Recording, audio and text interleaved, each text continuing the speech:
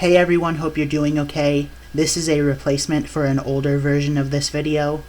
The audio used to be super bad, but this is a re-recorded version, so hopefully you find it to be better.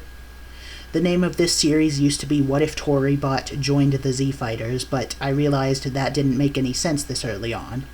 So this, and future parts, have had their titles changed for accuracy. Thank you for listening.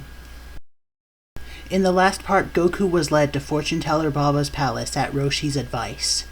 He went with Yamcha, Krillin, Puar, and Toribot. Krillin was beaten by Dracula Man. Dracula Man was beaten by Toribot. The legally distinct Invisible Man was defeated by Toribot. Toribot forfeited before fighting Bandages the Mummy. Yamcha battled and won against Bandages. He forfeited so Goku could fight Spike. Goku barely eked out a win against Spike, and then he had his match with Gohan. Since Goku was beaten worse in this timeline, Gohan isn't so hard on his tail, which allows him to not lose it. Toribot uses his pencil to create a healing potion for Goku, which he uses on himself, and then he goes off in search of the Pilaf gang, after having it revealed that they have the final Dragon Ball. He challenged them to a fight over it, won, and then wished back all the people killed by the Red Ribbon Army. He and the rest of the gang go back to Kame House to begin training for the 22nd Tenkaichi Budokai, though Goku is turned away since Roshi has already taught him everything. Since Roshi is a martial arts master with an interesting sounding life, Toribot decides to stay at Kame House.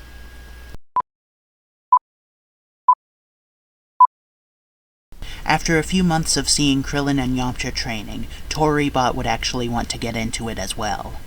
While Yamcha and Krillin spar, Roshi would teach Toribot some very basic stuff, such as basic fighting and stances and moves.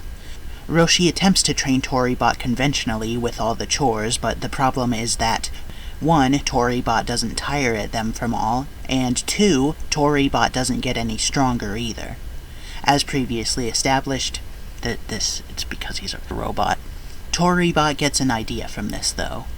Basically, he would want someone with technological know-how to make him stronger, in a way. To adapt some gear for him. Imagine this. You know how a hamster on a wheel can theoretically power something from the speed generated? Well, Toribot's idea is kind of like that, but it's more like the more he runs or undergoes physical activity, or really generates any kind of force in the universe, there would be these adapters that detect that and allow him to utilize that force as if it were his own power. Roshi has Yamcha ask Bulma about that, and it's theoretically possible, so on one of Yamcha's off days, he takes Toribot to be operated on. The procedure is a success, and proof of it is given when Bulma takes him to a hamster wheel, proportioned for use by a human. Don't ask why she has that, because rich people are crazy. Toribot gets to running on it, and ends up breaking the wheel itself after about 10 minutes or so. So for Toribot to retain all this energy, Bulma also makes these tiny rechargeable batteries. The power is kept inside them. When they run out, Toribot is back to his power level of 8. But as long as he's moving around, or just creating friction in the universe at all, he'll become stronger and faster for it. There is one con to this, which is that he takes a while to charge up to a good power level. It would take him about an hour's run to equal Krillin in power. But that isn't too much of a con, since Toribot himself never gets tired and never runs out of battery. He doesn't exactly have infinite energy, he just has some sort of self-sustaining battery system. I mean this, of course, as his base battery. So, having these upgrades, it enables him to spar on par with Krillin and Yamcha with enough action. He even gets stronger and faster during their battles, although not by a super incredible amount. One thing worth noting is that, even after he stops jogging or running around, he doesn't immediately have to use that power. He can still store it up. At this time, I'd say his maximum possible power level, with both batteries and his base combined, would be 2008. Not that it becomes 2008, mind you, but that's the most power he could potentially have at once, without starting to damage himself or his batteries. 1,000 for each battery, and then obviously 8 for his base. But just because 2008 is his limit does not mean that he's going to go all the way to 2008 all the time, because that would take 20 hours to achieve. So when he does try to build up that power, he usually does it by taking little jogs at night. At the end of the training, power levels are as follows, strongest to weakest. Toribot usually keeps his power level at 240 or so he can stay on par or above everybody else. Though that doesn't necessarily make him the best fighter, since he is the least experienced in the Turtle School style. Even then, 3 years of martial arts experience is pretty good. Ergo, when he joins the tournament, he will not need his pencil as much, and thus he will be able to leave it in the locker room. Krillin and Yamcha also partially have other styles to help smooth things out, and Roshi is the heir of the Turtle School and its master, so his skills are better than everyone else's too. Roshi and also Jackie Chun have a power level of 220 or so in their normal forms, since, at least for Roshi, Toribot's presence and incredibly quick growth motivated him to get stronger than before. As for Jackie, well, we don't know anything about him because he's definitely not Roshi. Goku is at 200 on the dot because of the fact he keeps his tail. Not only does he keep it, but he also strengthens it to the point where it's not a weak spot for him anymore. With that established, he can basically use it as a third arm, which he already has done before in Dragon Ball, it's just that now it's as durable as his actual arms. We do know Goku got weaker from losing his tail, so this is just Goku's cannon power of 180, plus the power that his trained-up tail contributes. Also, since Bora was stronger in this timeline, Goku decided to go and train with him, as well as teach him, at least somewhat, the usage of Ki, although Bora is not coming to this tournament. Yamcha is at 190 since his training with Toribot, a stronger Roshi, and a stronger Krillin was really helpful. Overall, he's just sharper, stronger, and faster than normal. Krillin is also at 190 for the same reasons. After 3 years of training and trepidation, the time has come. The 22nd Tenkaichi Budokai tournament has arrived.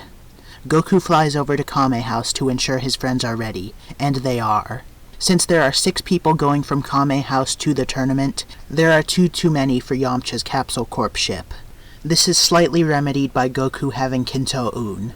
While Launch, currently blue-haired, is pure of heart, Goku instead asks Krillin to join up with him on the cloud. The bald-headed boy concurs, as it would be a good opportunity for them to catch up. Meanwhile, everyone else gets flown over in the ship. Around half an hour later, they show up to the tournament. Goku and Krillin hop off the cloud, while Yamcha, Roshi, Toribot, and Launch leave the ship. Out in the crowd, Puar calls for Yamcha, prompting him to go find them, Oolong, and Bulma. Goku and Krillin set off to register themselves in the tournament. Toribot is about to follow suit, but Roshi stops him. Before he can allow his student to enroll in this tournament, he should make sure he presents himself as such, shouldn't he? Toribot clanks his claw over what would be his chin if he were human. What's the old turtle hermit getting at now? Roshi opens up his briefcase.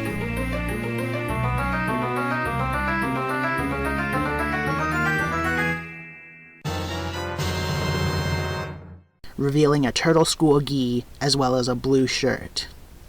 Toribot has no idea what to say. It's an honor. Roshi nods. He then informs his student that he's going to make a long, arduous journey to the throne. He runs off. If T-Dollar Bill could visually emote, he'd seem quite confused. But, oh well, humans and their bodily functions are just weird. Also, if you think it's weird for Roshi to say that, he said this in either the 21st or 22nd tournament so he could leave. So, it's not an excuse that's beyond him. Toribot climbs inside the ship and changes into his gi, looking better than ever before. Cutting ahead, everyone has finally registered for the tournament, aside from Master Roshi, who's still shitting his soul out. But hey, that Jackie guy from the 21st Tenkaichi Budokai is here. He notices that the same few people are here from last time, as well as a new fighter. Some little robot. Jackie walks up to Toribot, introducing himself. Toribot finds it strange. There's something familiar about this man in some way, but he can't put his claw on it exactly. Irregardless, the two shake hands, and Jackie wishes them luck. In the preliminaries, everything goes the same since Chaozu didn't rig those. But instead of Man-Wolf passing, we get him in a match against Toribot. Toribot makes use of his power and almost instantaneously rings him out. Man-Wolf gets angry at the disqualification since he wanted to get his vengeance on Jackie. He gets back into the ring, holding a knife that he pulled out of his gi. Man-Wolf attempts to jump Toribot, but the Battleborg knees him in the hand, making him drop his knife and delivers a headbutt, knocking Man-Wolf out cold. When we get to the actual tournament, I'm going to randomize the fights here since Tien had Chaozu rig them in canon. Since Man-Wolf isn't there to catch Tien's interest, he wouldn't tell Chaozu to start rigging, because that's why he did it in canon. And since we do not know the original tournament drawings, this is the idea we're going with. Pamput draws number 1 and Yamcha draws number 2, so the first match will be Pamput versus Yamcha.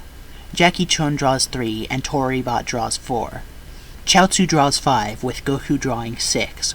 That leaves Tien and Krillin. We'll just say Tien is 7 and Krillin is 8, because at that point numbers don't matter. Yamcha and Pamput begin their match. Goku handled him pretty easily in canon, but with Yamcha being stronger and faster than he was in canon, things would go easier for him here. I do have to say, since Yamcha's taller, Pamput could probably land more blows on him, but they wouldn't do any damage. Next up we have Toribot facing off with Jackie Chun. Before the match, Goku and Yamcha regale Toribot on who Jackie Chun is, at least from their perspective. They tell him about how he's tough competition, since he won the tournament prior. Still, they wish him luck. Maybe this time around, the Turtle School will overcome Jackie Chun and retain their good name. Jackie enters the ring, then Toribot. Toribot would have to start off with offense to get Jackie to respond at all. With Toribot exerting that force, his power would slowly build up as he attacks. Jackie Chun defends against his attacks the best he can, mostly blocking or dodging.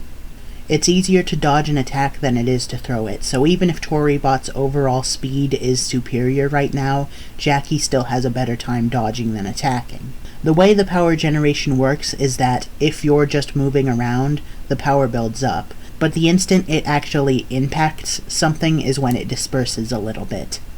Only a tiny bit. Imagine for each successful punch, Toribot's power drops by 1/4 of a point. Jackie Chun isn't just going on the defense to make Toribot faster or stronger, though. He's doing it so he can try and figure out how exactly to mount an offense against him, or to ring him out. At one crucial moment, Jackie ducks under a punch and nails Toribot in the stomach. He doesn't feel the pain at all from it, but it makes him back up a bit from the attack. This allows Jackie Chun to start attacking Toribot, and they actually start trading blows. As Toribot is faster, even on the defense he can give out attacks too. Jackie Chun is starting to take damage from the blows, so he jumps back to remove his coat. He then bulks up, entering his muscular form. He charges up a Kamehameha wave, which Toribot has no way to counter. The only way to get through it will be to move directly against it. As Jackie Chun fires it out, Toribot braces for impact. He slowly starts to walk through the beam, trudging on despite its overwhelming energy. As he breaks through the beam, he nails Jackie in the chest with a punch, causing him to drop the beam and knee Toribot in the face. They re-enter their exchange, but this time Jackie Chun has the upper hand. Due to his buff state, he is now stronger than Toribot. Still, Toribot is not prepared to give up. This ordeal would come down to a battle of attrition, and with Toribot feeling no pain and having infinite stamina, he would need to just withstand this to come out on top. The battle ends with a seriously dented Toribot charging up a significant amount of power and punching Jackie Chun right in the cheek, hard enough to send him out of bounds. Jackie deflates, truly shocked at the loss. Then again, he chalks it up to Toribot being just that, a bot. That being said, since Roshi here is beaten by someone he views as having an inherent advantage, being a bot and all, he resolves that actually he will keep training and he won't just give up here. He wants to be able to beat Toribot again, and obviously, if he's just sitting on his ass, he won't be able to do that. The third match of the quarterfinals is Goku and Chaozu. Chaozu's power level is 130, Goku's is at 200. At first, Chaozu would have trouble trying to restrain Goku. Not because he's too strong to be restrained, although he is, but because he's too fast a lot of the time. I want to say that Chaozu's flying would allow him to dodge a few blows, and from being ringed out at one point, but he's still on the losing end right now. Chaozu flies up into the air and shoots down a rainfall of Dodon Paws. Goku is able to dodge most, block a few others, and deflect one towards Chaozu, which he narrowly avoids. Goku makes a comment about how that's the technique Tao Pai Pai used in their battle. Notice that he doesn't say kill, which is because Goku didn't kill him here. So this doesn't give any reason for Tien to be mad at him other than the mere fact he's a Turtle School student. So if Tien met Bora, he would be pissed off, probably. Chaozu still charges up a full power Dodonpa though, and as he's charging, Goku starts up a Kamehameha wave. They both fire at each other, and the Kamehameha overtakes the Dodonpa, blowing Chaozu away. He ends up landing behind the tournament grounds, and from the impact of the drop he passed out. The final match of the quarterfinals is Tien against Krillin. With Goku having beaten Chaozu, Tien is prepared to use all he has in this battle. When Krillin steps in, and they're told to begin the battle, Tien immediately launches at Krillin with his full power. He opens up with a clubbing attack, which Krillin ducks under. He responds by punching Tien in the stomach a few times, and then kneeing him away. Krillin uses an afterimage to try and overwhelm Tien, but due to his third eye he sees through it, and hits a roundhouse kick on the real Krillin, knocking him to the ground. As Tien goes in for another attack, Krillin jumps up and lands behind him. With Tien looking the other way, Krillin comes in with a barrage of blows, hitting Tien in the back. At the end of the barrage, Krillin uses a double axe handle blow on Tien, and he falls onto his back. Krillin tries to attack him while he's down, but Tien quickly raises his hand and fires a Dodonpa through Krillin's stomach. Krillin falls onto his back, injured, and Tien takes the moment to stand back up. He crosses his arms and turns his back. He already knows the match is over. True to his thoughts, Krillin does not get back up. No, he is not dead, but he is too injured to get up in 10 seconds, as most people would be when they have a hole in their stomach. And in fairness, Krillin's power level is only 10 above Tien, so he is definitely susceptible to a Dodonpa. Tien doesn't want to kill Krillin either, since he has a tournament to win, and getting disqualified would not help in that agenda. Tenkaichi Budokai officials run in with a stretcher and take Krillin away. The announcer dude reluctantly raises Tien's arm and declares him to be the winner of the match. Tien scoffs and walks away. When Tien comes backstage, he's met by Goku, Toribot, and Yamcha. Yamcha stares daggers in his eyes and tells him he'd better watch out since he's up against Goku next round. While Toribot has been backstage, he's been drawing in more metal for his body to replace what was dented or melted off. The effects of his damage from his last battle don't matter anymore. He's also been running in place a little bit backstage, which confuses the staff. He was only running in place though, so he doesn't build up nearly as much power as he would if he was actually running. So now his power level is only 250. You might be wondering why he does not just pull out the extra 10 points of power from his power reserves, but he is not doing that because essentially he has locked himself in to only utilize a certain segment of his power for a certain amount of time. So for the next few hours he's basically going to be locked at 260 or below the longer he uses that power, which is why it's only 250 now, and the only way to undo that will be to manually unlock it for him, which he will not be doing for this tournament. Yamcha and Toribot enter the battlegrounds, unfortunately having to battle each other for a spot in the finals. They both take fighting stances, and Toribot attacks first, launching at Yamcha like a torpedo. Yamcha jumps up, and mid-air, forms a spirit ball and maneuvers it at Toribot. As it bashes against him, he tries and fails to catch it.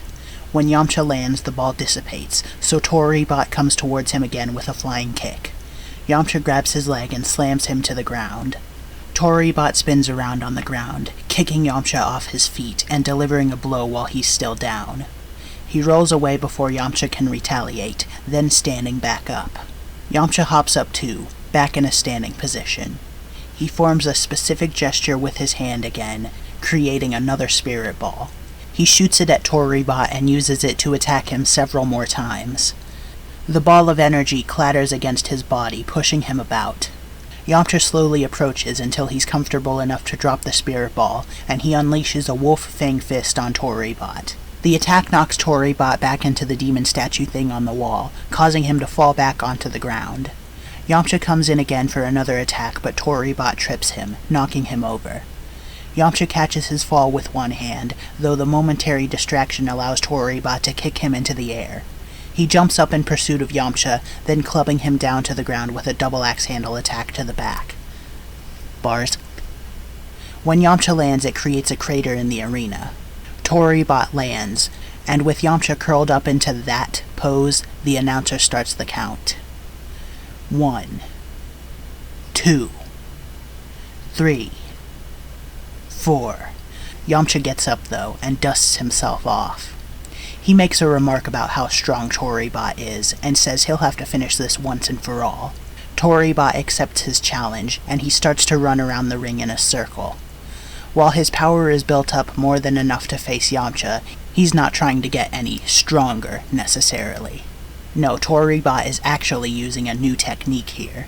Something he practiced only during the night, as Yamcha and Krillin were sleeping. This technique is the Tori Tornado. The alternative was calling it the Turtle Hurricane, which I do not think is a bad name, but Tori Tornado has alliteration and mentions his name, so it's special to him, so it's cooler. Toribot moves too fast for Yamcha to interrupt, and thus, when Toribot stops running, the hurricane envelops Yamcha and hurls him out of the ring, dropping him to the grass, eliminating him from the match. Toribot picks up the victory, albeit with some notable difficulty. The final match of the semifinals is Goku vs. Tien. With Tien injuring Krillin, Goku is absolutely prepared to avenge him. Goku knows the Dodon Pa is an assassination technique, and he has been in a fight against one of its users before. Goku makes it known to Tien that what he did was downright evil. And with Tien not battling Jackie, he won't have the same spark to change his ways that he did in canon. Well, regardless of that, Goku and Tien begin their match. At first it goes the way it does in canon, but Goku is notably more powerful than Tien, and because he's so angry at him as well, he's going all out against him. There's a moment of respite for Tien when he flies up into the air and starts charging a tri-beam. Goku begins to counter with a Kamehameha wave. They both fire their attacks, and they both hit their intended targets. The Kamehameha goes straight through the rectangular blast, and yet it has no way to defend itself against it. Meanwhile for Tien, his attack hits Goku, and yet the Kamehameha hits him as well. Tien starts dropping to the arena, while Goku falls onto his back. Tien falls, which officially allows the announcer to start the count. 1, 2, 3, 4, 5, 6. Goku gets back up. 7, 8. Tien staggers to his feet as well. The announcer stops counting, both of them attempting to get up. Tien raises his arm, signaling for another Dodon Pa, but Goku can't let it happen. He won't. He has to defeat Tien. For Krillin. He summons all his power into his arm and left leg, jumping off the arena's tile and flying towards Tien. Tien raises his finger too, pooling his energy into it. Goku finishes his advance and nails Tien in the chest with an Uzaru fist. Tien ends up crashing through the walls, landing behind where the crowd is sitting. This is definitely considered out of bounds, so Goku is declared the winner. With Tien having been defeated, Goku comes backstage. The announcer says that they'll take a 10-minute break before the final match starts. Goku says that this is not necessary because his friend Toribot can heal him up in about a minute. Toribot concurs, drawing up a healing potion for Goku. Goku takes the potion and drinks it, being revitalized from his battle. His power level is now at 210, considering he was hit with a tri-beam and took a few attacks from Chaozu as well. However, it is no major boost. With Goku and Toribot both in fighting condition, this allows them both to enter the stage again. The announcer proclaims that this is now the final match, winner takes all, between contestant number 4 Toribot and contestant number 6 Son Goku. They both bow to each other, and their match begins. Goku starts by sizing Toribot up and getting close to him.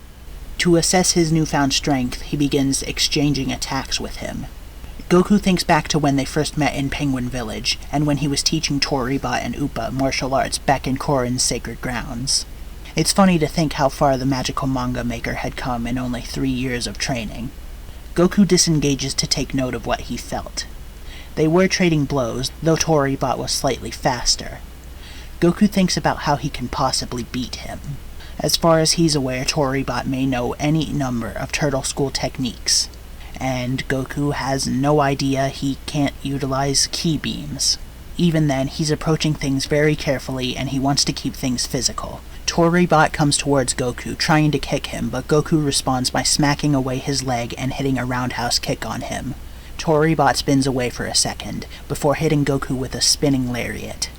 Goku spins around too, and they both end up clotheslining each other to the ground. Goku is about to fall, but he uses his tail as a spring to get back up and knee Toribot in the side.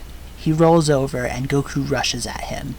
He tries to hit a sliding kick, but before he can, Toribot sticks his arm out, grabbing Goku by the throat and tossing him aside. Toribot gets back to his feet, then starting to run around the ring. Knowing what this is from Toribot's battle with Yamcha, needs to figure out how to counter it.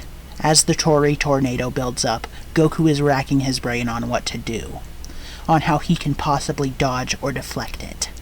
The time runs out though, and it picks Goku up. Goku tries to sandbag it as best he can, yet the attack is so fast and the gust is so strong. Still he trudges on. Toribot rushes at Goku, trying to deliver a punch to knock him down while he's still in the eye of the storm. Goku takes the chance he has, wrapping his arms around Toribot's shoulders to keep him in there with him. At the very least, if Goku's taking the attack, Toribot will too. It takes about 10 more seconds until the Tori tornado dissipates. Once more they drop to the ground. The announcer counts to 1, but both their arms shoot back up. They struggle with each other in an attempt to get up, but they get in each other's way. That's when Goku wraps his tail around Toribot's leg, using it to fling him aside and leave him on his back. With Goku seeing this as his best option, he pulls back his arm, pooling all his energy into another Uzaru fist. And Toribot, having no time and no techniques to counter it, has no choice other than letting Goku attack. Goku charges forward, giving everything he has into this attack. He hits Toribot dead on in the chest, leaving a hole in it.